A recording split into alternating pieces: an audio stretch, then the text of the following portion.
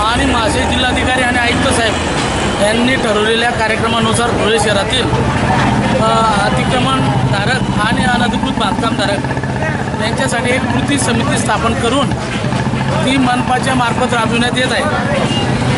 धुळे महानगरपालिकेच्या अतिक्रमण विभागामार्फत आज रोजी धुळे शहरातील नवरंग पाण्याची टाकी देवपूर धुळे येथील सर्वे नंबर 28 मधील मनपाच्या जागेवर असलेले 30 दुकानांचे अतिक्रमण आज रोजी धुळे मनपाच्या JCB मार्फत काढण्यात येत आहे। यावेळी कैलास शिंदे बांधकाम विभाग आणि रवींद्र जाधव यांचं मोलाचं सहकार्य मिळत आहे।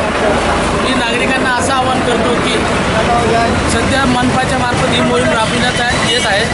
त्यासाठी आपल्याला ज्या सूचना नोटिसा दिल्या असतील त्याप्रमाणे स्वतःहून ते अतिक्रमण काढून घ्या, अन्यथा मनपाला अशी कारवाई करावी लागेल आणि होणाऱ्या परिणामास आपल्याला जबाबदार राहावं लागेल।